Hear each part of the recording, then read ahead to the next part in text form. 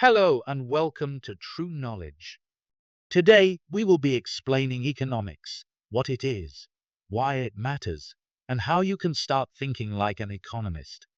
Whether you're a student or just curious, by the end of this video, you'll understand the key economic concepts and how to apply them to real-world decisions.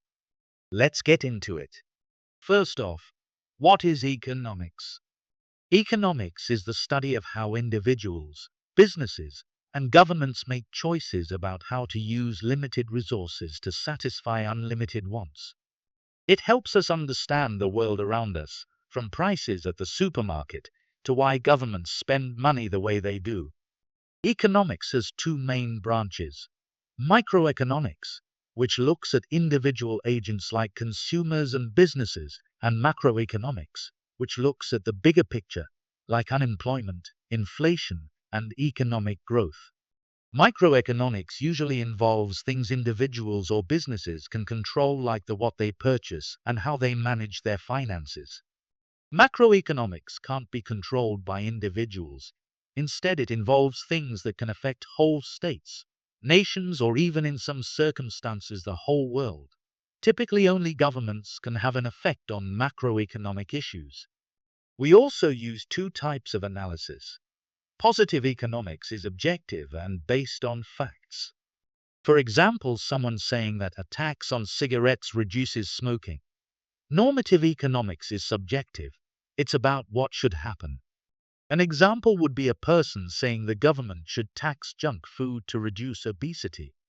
Positive economics is a viewpoint that has facts and evidence to back it up. In this example that was mentioned, a tax on cigarettes has been proven to reduce smoking, which is why it's positive. Normative is an individual's personal opinion that is not backed up by facts, which is shown in the example by the person using the word should. This shows it hasn't been done yet, which is why it's only an opinion, not a fact. Resources that people demand, like land, labor, and capital, are limited. This creates a problem as demand can often be unlimited, but the resources are limited, meaning there will never be enough resources to fully satisfy demand. This is the basic economic problem. Unlimited wants and limited resources lead to relative scarcity. Because of this problem, we need to make choices. We can't have everything we want, so we have to give up certain things. This is where the concept of opportunity cost comes in. This is what you give up when you choose one thing over another. Let's say you choose to go on a vacation instead of buying a new phone. The opportunity cost. The phone. Every decision an individual makes trade-offs. This is what it's called when an individual picks one option over another, creating the opportunity cost. These aren't just in terms of what a person can buy, but also choosing to watch this video instead of doing something else like playing a game or listening to music. We can use a cost-benefit analysis to determine which option to pick when you have to make a trade-off by looking at a particular decision and figuring out whether there are more benefits than costs, and using this to make your decision. This is where the production possibility model comes in. It shows the trade-offs between producing two goods. It also helps us understand efficiency, underutilization, and how we can't escape scarcity. Even with full efficiency, we still face limits. Using one of these graphs can help in making decisions on how much of something like time or money to allocate to a specific process or decision over another alternative.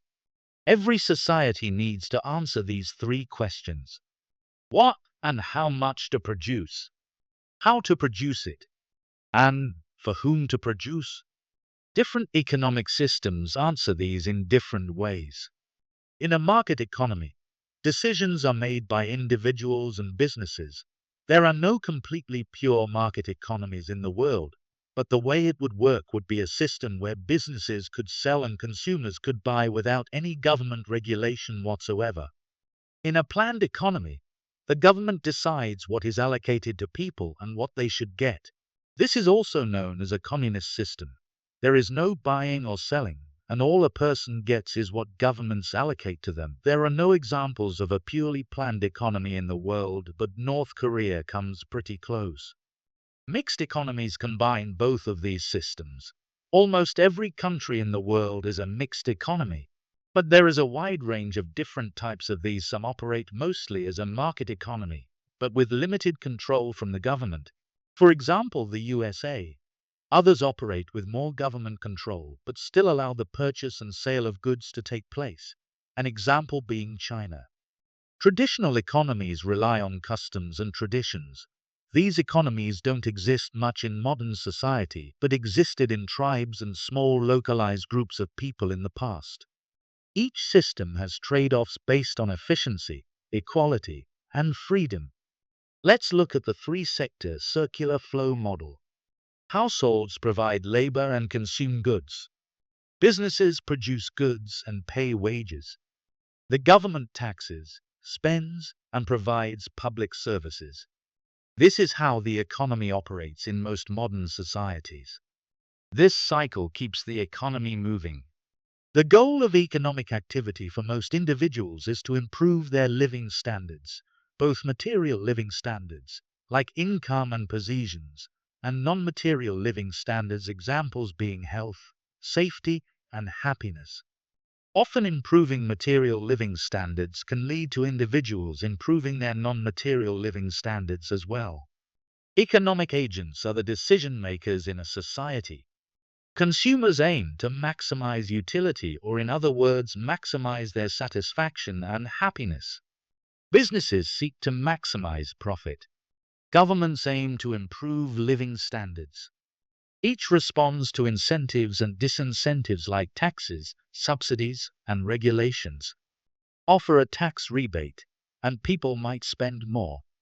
Raise taxes on cigarettes, and smoking might drop. Incentives shape behavior, whether it's a consumer, a worker, or a business. Incentives are a reward or benefit for doing that the government wants, and disincentives are the opposite, being a punishment or an inconvenience to doing something the government doesn't want. The government plays a key role, redistributing income to reduce inequality, improving efficiency by regulating markets, stabilizing the economy during booms and busts, all of which, if the government is doing their job correctly, should be aiming to boost overall living standards. Economics isn't just about money, it's about choices, trade-offs, and improving life for everyone. If this video helped you, you may want to check out our other videos that go through other topics you may want to learn. Also, you can subscribe to our channel for more videos like this in the future, or leave a comment recommending what topic we should cover next. Finally, follow us on Instagram and TikTok for updates on future videos. Thanks for watching.